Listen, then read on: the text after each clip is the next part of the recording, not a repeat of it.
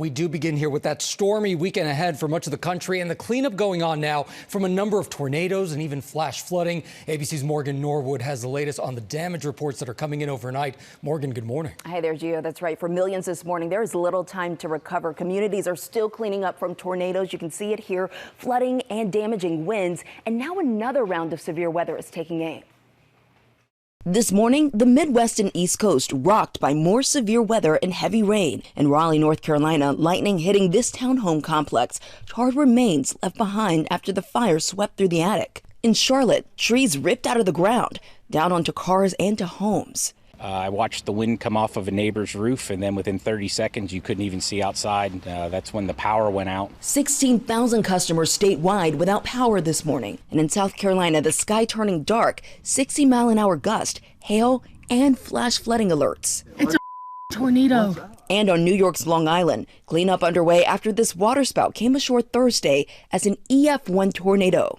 Watch as this newly released surveillance video captures its 97-mile-an-hour winds, whipping away dozens of cabanas as beachgoers sought safety wherever they could. This was a rare place for a tornado to strike, and this was the result. You can see all the patio furniture, the lawn chairs. You've got a surfboard here, even an entire roof panel. Now this weekend, repairs underway in the areas hard hit by that same rare tornado. In Delaware, more storm cleanup after this tornado on Thursday peeled the roofs off 2 hotels in Dover. Inside one room, a woman who can't walk, trapped in her bed. When it hit over the roof, like the tornado, I was like, oh my God, I'm paralyzed, I'm stuck, I can't get out. What am I gonna do? I'm scared. In Ohio, days of rain leaving highways and roads looking like lakes. And in Indiana, more than a week after the deadly storms there, nearly 34,000 customers still without power. Some neighborhoods won't be back on until Tuesday. And it's really been bad, very inconvenient for us, but you know, one thing about us, we're gonna adapt to any situation. And certainly still thinking about the folks there in Gary, Indiana. Also in Indiana, the governor there now asking for a major federal disaster declaration. At least 8 people were killed in that series of storms. Early estimates show that hundreds of millions of dollars in damage there to homes, guys. It's just been one after another. Morgan, thanks so much. Let's see how the weekend storm forecast is shaping up. Get right to Samara Theodore. Samara, what can we expect? More storms. Some areas that were just previously hit, not hit as hard, so that's good news for them. Meanwhile, we do have the risk for more flash flooding, damaging hail. Take a look at this. This is Granville, Illinois. We had a funnel cloud develop out there and more storms popping up. We could see more of that. Here we go, going through time. This is 9 a.m. this morning. Notice the storms popping up throughout everywhere in yellow here. This is a bullseye from Somerset to Maysville to Charleston, up to Columbus, into Cleveland, over to Erie, and down into Pittsburgh. You all have a level 2 out of 5 when it comes to severe weather. What does this mean? You could see damaging wind, large hail, and there could be some spotty flooding. Flooding could be a real issue, though, in parts of the mid-Atlantic, Virginia, Norfolk, up to the Delmarva Peninsula. Totals anywhere from 1 to 4 inches, and it's looking like an all-day threat. So please be mindful on the roads. That's a look at the forecast across the country. Rachel, over to you. All right, Samara, thank you. We're going to turn now to that breaking news overnight. The Trump administration imposing a 50% tariff on $20 billion worth of Canadian goods. And this morning, Canada is now vowing to retaliate. So let's bring in ABC's Stephen Portnoy. Stephen, these talks falling apart in the final hours overnight. That's right, Rachel. Word came just before the midnight deadline that the talks had collapsed. It means as of this morning, the U.S. is now imposing a 50% tariff on more than $20 billion worth of Canadian imports. This will affect only about 5% of cross-border trade, but the new duties will hit a long list of products, including beer, whiskey, milk and cheese, building materials, hockey sticks, and tongue depressors. U.S. Trade Representative Jamieson Greer says Canada walked away from the table just after it made new demands. A senior administration official telling reporters overnight that Canada was, quote, interested in additional concessions that the United States wasn't able to provide. Now, the view north of the border is that the White House was making last-minute changes, and Mark Carney, Canada's prime minister, now vows to retaliate and match the new U.S. tariffs dollar for dollar. For the moment, there are no new talks scheduled. This is not how President Trump expected it would go. Earlier this week, he announced a pause on these tariffs to allow for a final round of talks. And as late as yesterday afternoon, he was telling reporters he thought a deal had pretty much been reached. Rachel? Yeah, this is a notable change in that. And this latest tit for tat could be very notable for Americans. Raising prices right before the midterms are now less than 75 days away. And Stephen, the president was out on the campaign trail last night. He stumped for South Carolina Senator Darlene Graham, appointed to fill the seat of her late brother, Lindsey. She's in a GOP runoff on Tuesday, facing a Freedom Caucus congressman named Ralph Norman. Now, Darlene Graham stumbled on the debate stage this past week. She was asked how important Taiwan is to U.S. interests, and the sitting senator said she's not that informed on national security. President Trump told reporters last night if she's elected, Darlene Graham will do what the military and what he wants, and that she gave an honest answer. Rachel? Yeah, we'll see how it all shakes out. All right, Stephen, tracking both of these stories. Thank you. Whit? All right, Rachel, now to new details that we're learning about a deadly plane crash at a remote military site in Alaska. The NTSB says the chartered Cessna 441 was on a flight from Anchorage and was making a second landing approach in heavy fog when it went down on Thursday. The crash claimed the lives of all 8 people on board. The passengers included 2 Army Corps of Engineers employees and 4 contractors. The military has not said what work they were doing at the Cold War era long-range radar site. Gio? Okay, we're going to turn now to that mystery in Massachusetts. The woman who disappeared after her police officer husband was found dead in their home. Authorities saying they won't stop until they find Karen Solomon. ABC's Ike Ejiochi is here now with the latest on this. Ike, good morning. Good morning, Gio. This search outside Boston is now entering its 5th day. Worcester police say they're still actively searching for Karen Solomon, a therapist who advocated for police officers. Now wanted in connection with the death of her husband, off-duty officer Kurt Solomon, a 31-year veteran of the force. 3 days ago, a warrant was issued charging her with assault and battery with a dangerous weapon, 1 count causing serious bodily injury. Now, she was last seen wearing pajama shorts, a tank top, and flip-flops. Investigators tell us Kurt Solomon's own service weapon was not missing from the home, but police still believe she could be armed and are sending another reverse 911 alert to nearby neighborhoods. Now, the search remains centered on Coes Park, closed while dive teams, K-9 units, sonar and boats comb through the water. Shifting currents are complicating that work, and police still don't know if Solomon is alive. Now, Solomon spent her career advocating for officers in crisis. She founded First Help, a suicide prevention group for first responders. Guys. Yeah, officials asking for the public's help. Okay, Ike, thank you. We're going to turn now to the high-profile case out of Texas. A judge is considering whether the Texas teen convicted of stabbing another teen to death during a track meet will receive a new trial. Liz Nagy from our LA station KABC has been covering this case for us. Good morning, Liz. Good morning, Rachel. As you might imagine, this is a very emotional case. Now, this morning, we're waiting to hear from a judge in Texas on whether or not he will grant convicted teen Carmelo Anthony a retrial.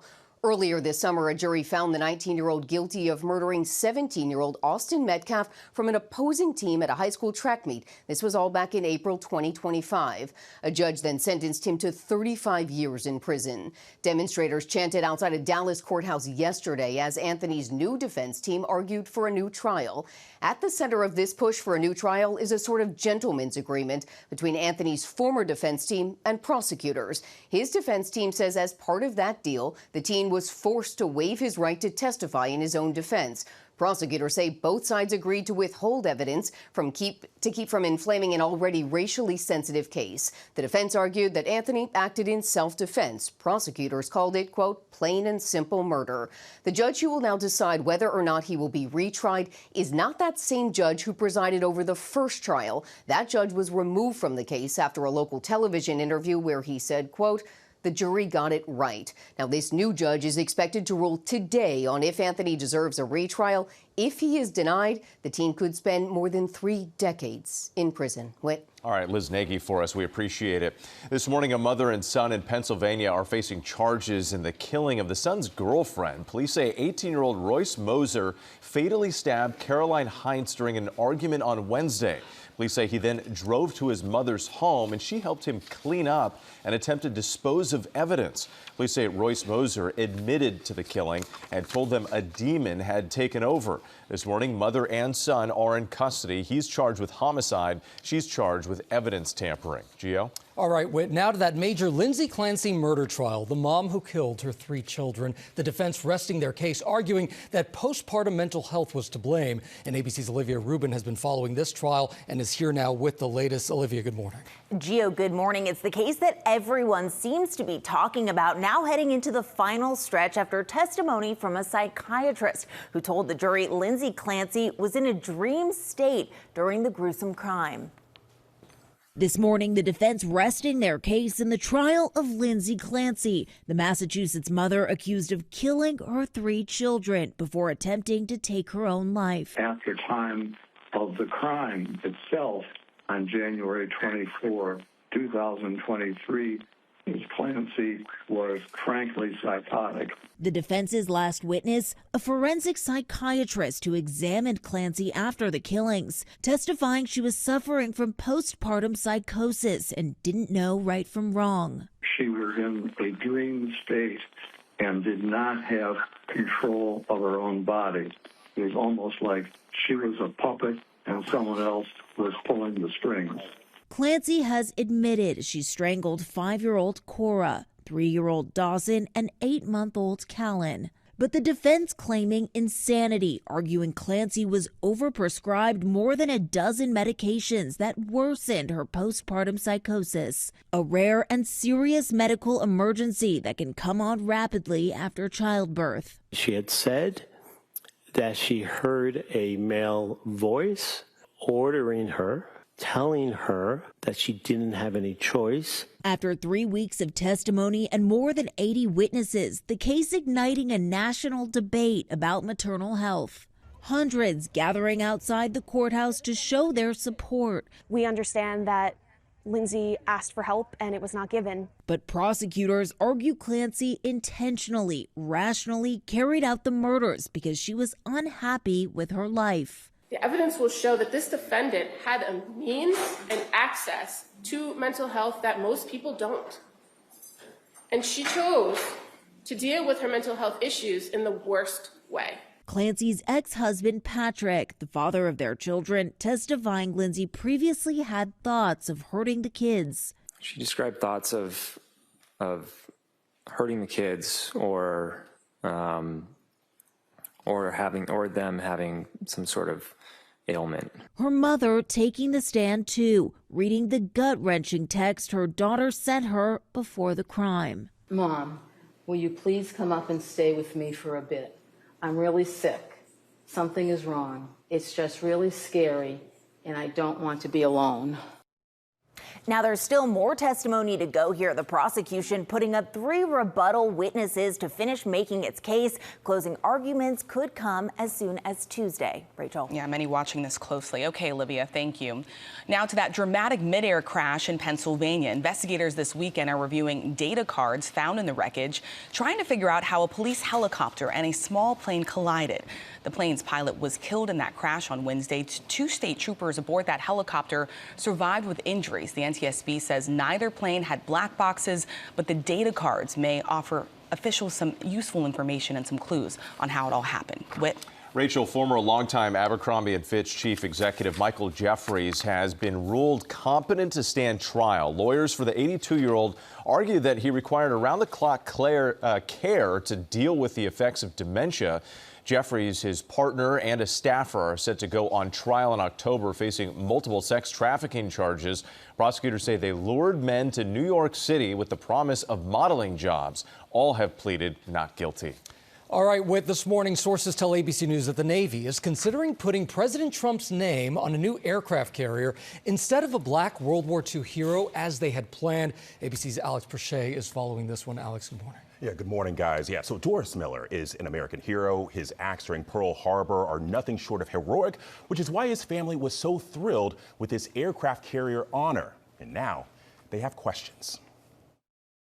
This morning, the family of the first African-American ever honored with having a U.S. aircraft carrier named after him is speaking out amid reports the Pentagon may take away that honor and name the ship after President Trump instead. It's very heart-wrenching. It's almost like a stab in the heart for me to give it and then take it away. Doris Miller is one of World War II's heroes, going above and beyond the call of duty during the 1941 attack on Pearl Harbor. The Japanese have attacked the Pearl Harbor from the air. Miller, who was a cook, ran to an unmanned machine gun above deck and began firing at Japanese warplanes, shooting down at least one with no formal training. And as his ship began to sink, he helped fellow sailors to safety. In 1942, after pressure from the NAACP, Miller became the first black man to be awarded the Navy Cross, the second highest decoration for combat heroism behind the Medal of Honor. 1 year later, he was killed in action. In 2020, on Martin Luther King Jr.'s birthday, the Navy announced a Ford-class aircraft carrier would be named in Doris's honor. President Trump at the time acknowledging the decision. The next American aircraft carrier will bear the proud name of USS Doris Miller. That's pretty good. They won't give me that honor. That's a big boat. That's a big ship. All right, one day maybe. That day may be here. As sources tell ABC News, Navy officials are in talks of replacing Miller's name on the ship with President Trump's. And while it's not unprecedented for the ship to be renamed, this would be the first time a sitting president's name would be on a Navy vessel. I feel that it's like dangling a carrot in front of a rabbit. You're going to show them the reward, you tell them about the reward, but when it's time to receive the reward, it's not there. Miller's great niece Selena James saying renaming the aircraft carrier would send Black service members mixed messages about the value of their service. It kind of make you wonder, like, are we good enough? Are we equal? Now, NAACP President Derek Johnson called this change a slap in the face to every war hero. We've reached out to the Navy and the White House and have not heard back yet. Yeah, lots of backlash on this one. Alex, we appreciate your reporting on this. Thank you. Just over a week to go until the U.S. Open, and there's already news this morning. ABC's Ashin Singh is here with the latest. Get the honeydews ready to go. That's right. It's tennis time. It is tennis time. Morning wit, and the U.S. Open hasn't even started yet, and we've already got some serious drama in the men's draw and who's in and who's out on both sides. So world number one, Jannik Sinner, announced that he is out for the Grand Slam, saying yesterday that that right knee injury that's kept him sidelined since Wimbledon simply needs more time. That's a huge loss. Sinner was on a tear, having already won 6 titles this year and was a finalist here in New York last year. But some good news for tennis fans. Defending champion and Sinner's rival, Carlos Alcaraz, says he will be coming to New York, returning after 4 months away with a wrist injury. And without Sinner, that opens the door even wider for Alcaraz, top-seeded Zverev, and legend Novak Djokovic, and possibly even Americans Taylor Fritz and Ben Shelton, both looking for that statement Grand Slam win here on home turf. And on the women's side, there's plenty to watch, too. The GOAT Serena Williams could potentially be making another appearance here in New York, and we're all waiting with bated breath to find out if she will. While 21-year-old Filipino rising star Alex Ayala comes in with serious buzz behind her after shocking crowds in Cincinnati earlier this month. Now, guys, the main draw begins August 30th. Lots of good tennis coming ahead. Yeah. Lots of good tennis. What, you go every year, right? Yeah, every year. I love to bring the kids out there. The whole vibe out there in Flushing is just amazing. The Best time of kids, year in your New York. coworkers. Yeah, that too. Sure. Yeah. We're trying to get on the Find you a fun. ticket. We'll see what we can do. Awesome. Ashin, thank you so much.